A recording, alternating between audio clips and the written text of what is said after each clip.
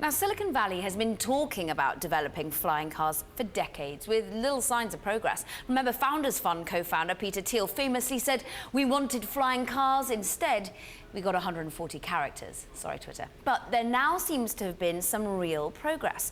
More than a dozen startups are taking on this vision, and Larry Page's Kitty Hawk is testing a flying car in Northern California. We caught up with Bloomberg Senior Executive Editor of Technology Brad Stone in Los Angeles and asked him why Larry Page is interested in flying vehicles.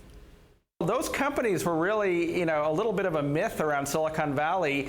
Of course, we did write about them in our story last year, but today they kind of come out into the open with a story in the New York Times, a company called Kitty Hawk, a story by John Markoff. You should go look at the video if you haven't seen it. Basically shows a one-person aircraft that for now kind of hovers over water, looks sort of like a device from Star Wars.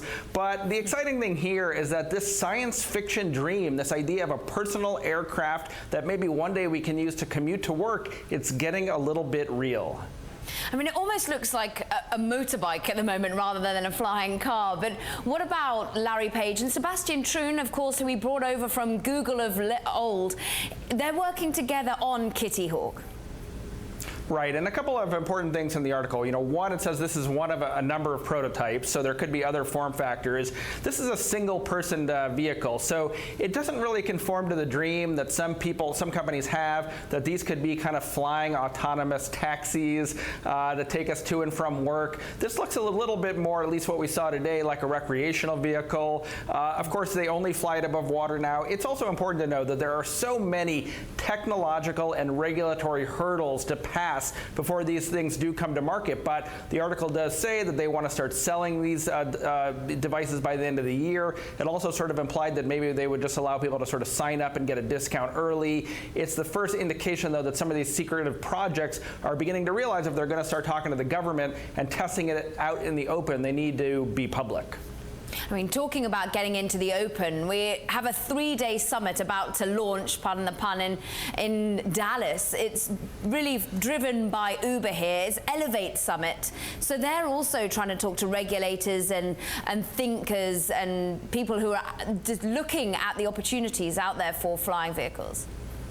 Right. You might think that Uber already has its hands full with driverless cars and all of the, cultural challenges, but yes, they are putting a foot into the world of flying vehicles. They say they want to be a facilitator in this market, that they're not necessarily trying to create the aircraft themselves. We'll see. This conference is all about bringing companies together, starting to talk about what some of the obstacles will be, getting a conversation going so you start to familiarize yourself with what some of the maybe challenges will be in bringing this concept to the world. Like, look, nobody is very inherently comfortable with the idea of large, 100-pound aircraft flying right over their homes, and so there's going to be a ways to go to get people comfortable with it. I mean, talking about thought leadership, it seems to be everywhere. We've not only had this Elevate Summit coming, but we had the Geneva Motor Show before, and this is where Europe gets its in, because Airbus, the huge engine and aircraft maker, is also looking at these flying vehicles that have vertical takeoff and landing.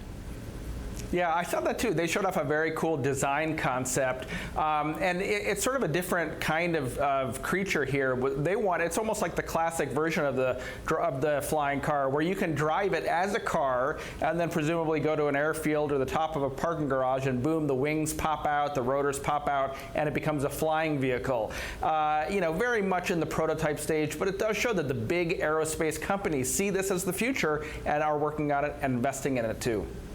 And of course, I mentioned your piece with Ashley Vance about a year ago when you were blowing open really the first thoughts of this and Larry Page's inclination towards this type of technology. But what about the other area of Kitty Hawk, which we've just seen working over Clear Lake, California? What about AERO, the other unit? Right.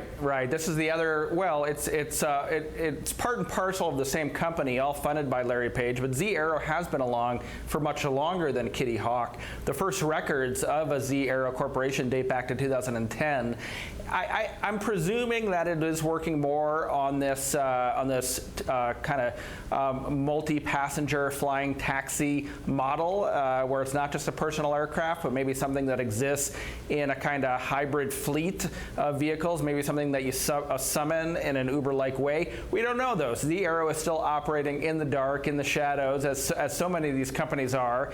But it's interesting that they've taken the first step here with Kitty Hawk, so maybe we'll learn more about this other effort very soon.